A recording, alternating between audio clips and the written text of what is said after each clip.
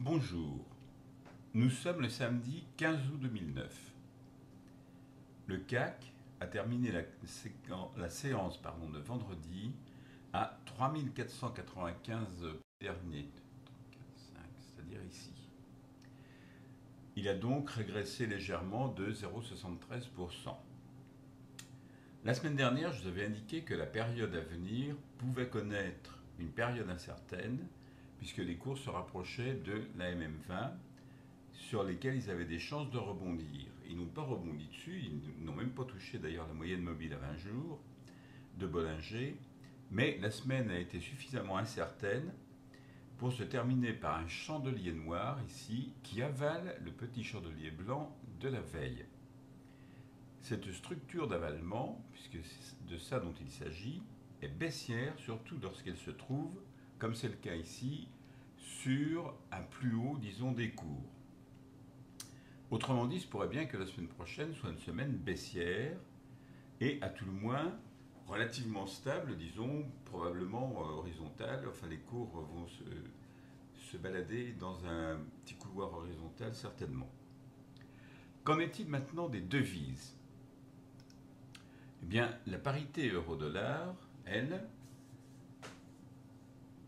voilà, la parité euro-dollar donc a terminé à 1,4203, c'est-à-dire qu'il fallait 1,4203 pour obtenir 1 euro, soit un petit peu plus que vendredi dernier, puisque vendredi dernier, il fallait 1,4183 pour obtenir 1 euro. Remarquez bien que nous nous trouvons toujours dans ce canal horizontal qui a commencé au mois de juin, ici, dont je vous ai déjà parlé, et qui fait que le dollar varie entre...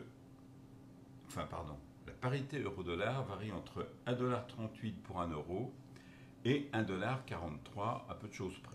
Bien. On s'oriente vers un cas de figure à peu près identique pour la semaine prochaine, à mon avis. C'est-à-dire où ça, ou légèrement baissier, je ne pourrais pas vous dire comme ça, mais ça reste, disons, toujours dans cette, comment dire, dans ce couloir, dans ce petit canal horizontal. Dernière chose maintenant, l'or. Alors, l'or, voilà, il a bien voulu venir, a terminé la semaine à 948,70$ l'once, ici, en clôture donc, et avec un plus haut de 959,30$ l'once, c'est-à-dire qu'il a une légère régression par rapport à vendredi dernier, le 7 juillet. Puisque le 7 juillet, 1, 2, 3, 4, 5, voilà, alors le 7 juillet, vous voyez,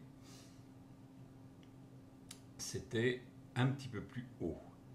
Les cours se sont bien rétractés lundi, comme je vous l'avais dit, et ces cours qui se sont rétractés ont reprogressé, disons, au cours de la semaine, hein, lundi, mardi, mercredi, mardi, mercredi, jeudi, et on finit par donner quelque chose qui est à peu près analogue, à peu de choses près, un petit peu plus baissier, mais à peu près analogue à ce qui se passait la semaine dernière.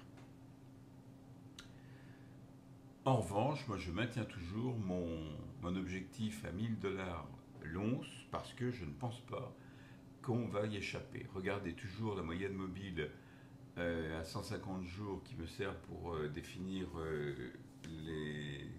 les phases de Weinstein. Indubitablement, elle continue à progresser, donc il n'y a pas de raison pour que sur le long terme, enfin au moins sur le moyen terme, disons, l'or n'arrive pas à 1000$ l'once. Bon, cela dit, je vous souhaite une bonne semaine boursière et je vous dis à la semaine prochaine.